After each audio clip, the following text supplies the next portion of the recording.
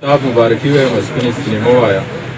خدای دې وکړي چې دغه کتاب د پښتنو دپاره د راتلونکي سبا زیری وګرځي. دلته زموږ ډېر ملګري راغلي دي، خورشید رور د لیم راغلي، دا کتاب هغوی چاپ کړی دی. څه کمې بیشی پکې زموږ د دې ملګرو نه شوي دي. باید په دې سټیج باندې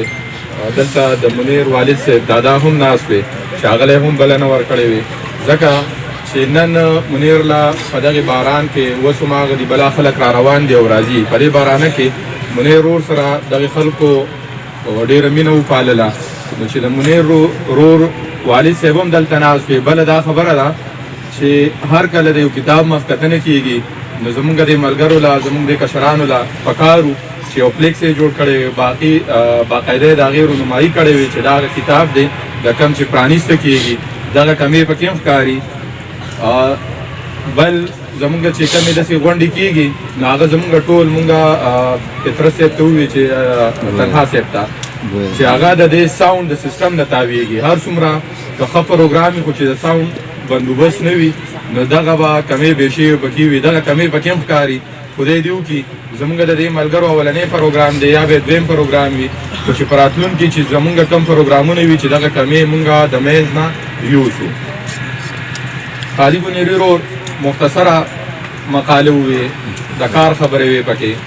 ستاینه یې کومه. بیا د هغوی سره عظمت تنها رور چې کومې خبرې وکړې واقعي دغه پکار دي چې دغه کمې بیشی وي چې دغه تې لر کړي. سیال چې کم نظم ووې په هغې کې هغه ذکر کوي چې په منیر کې یو دا کار ښه دی که څوک پرې تنقید کوي او څوک یې سپکاوي کوي نو هغوی له جواب نه ورکوي. پکار ده چې کم خلک په منیر باندې نیوکې کوي یا په نورو ملګرو باندې کوي خو چې په دلیل وشي نو د هغې نه پس که سړي له جواب سړي ورکړي نو ټیک ده. خو د سوشل میډیا دور دی، هر یو سړی په خپله بړستره کې په خپل کټ کې ملاست دی او د هغه ځای نه ټوپک ډک کړی دی او ډزې کوي نو باقاعده دې راشي د سړي سره دې کښېني که منیر دی که زمونږ نور ملګري دي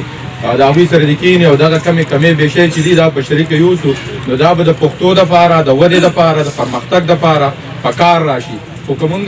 داسې د یو بل خپې وخو نو نن به منیر زړه ماتې شي په دې لار کې، سبا به بل ملګري زړه ماتې شي. نو که نن پښتو خلک اوري، پښتو ته غوږ دي، په دې کې یو کار دا هم دی چې دغې ملګرو ستړي خو وکړه که نه، دغې خلک یې د شعر سره اشنا کړل، بلا خلک لګیا دي کار کوي، دا زموږ دپاره د فخر خبره ده. بل بخر صاحب په خپلو خبرو کې وویل چې د کاغذ د صاحب شاه صابر صاحب یاد دې په خیر وي خدای دې وبخي، هغه ویل چې خلک پاڼې خرڅوي، کتاب چاپ کی په ښه پاڼه باندې چاپ کی، خو دننه پکې شاعري نه وي. نو دغه کتاب بیا ورله 500 او 400 روپۍ قیمت کې دي. نو دغه کتاب که څوک اخلي چې غواړي چې زه یې واخلم نو پاڼې خو څوک زما وروره نه اخلي، که اخلي نو سړی وایي چې زه دغه شعر وګورم، د دې شعر سره مینه هم لري نو باید د دغه کتاب قیمت ترې لږ وي، ځکه چې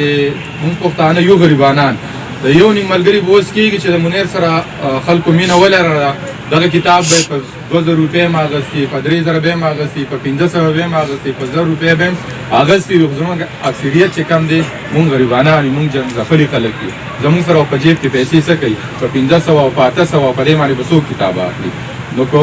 مونږ د پاڼو په ځای باندې شاعري چاپ کړو دغې ولس ته ورسي نو دا به ښه خبره وي. د مقالو ذکر ملګري سلمان یوسفزی وکړو، خو زه به دا کمې خبرې چې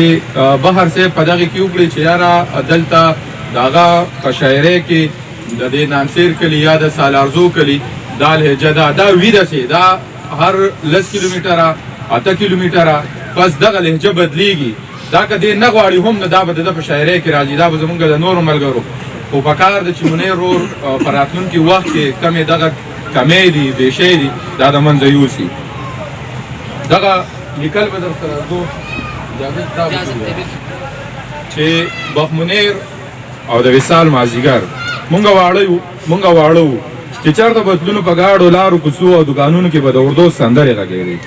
په هغه وخت کې به هم د پښتنو شاعرانو ملګرو شعرونه لیکل. وخت بدل شو، ټولنیزې رسنۍ راغلې، هر څه یې بدل کړل. تش په نوم ټي وي چینلو باندې خاورې واړولې. یا هغه وخت چې د ټي وي پروګرامونو له به څوک تلل نو د ځان سره به ځینو خلکو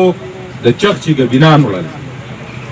چې داسې د بیا راتلو لپاره ځان ته اسانتیا پیدا کړي. همدغسې به د غزل ویلو لپاره په دغه لاره خپلېده. اوس د سوشل میډیا دور دی، هغه تش په نوم ټي وي چینل والا هم فیسبوک او یوټیوب چینلو ته کېناسته اوس هر سړی خپل غږ ټولې نړۍ ته ښه په اسانه رسولی شي کیسه اوږدېږي خو څو کلونه وړاندې کینګرګلی بونیر ته د باچا بونیري خوا تللی ومه هغوی په حجره کې د موسی احمد سالار سمیع الله ارماني سلمان یوسفزی او نور ګڼ شمېر ملګرو سره په خبرو کې بوخت ومه چې ناڅاپه راته باچا بونیري وویل چې نیازکه دلته نانسیر بونیر کې بخ منیر نومې هلک دی بلا ښکلي شعر لیکي او دا شعرونه یې راته وویل پلار به مې ویل ته خپل سبق وایه لو مه کوه لور له نږدې مه ورځه مور به مې ټوپک ته ګوته ونیوه دغې سړي خور له نږدې مه ورځه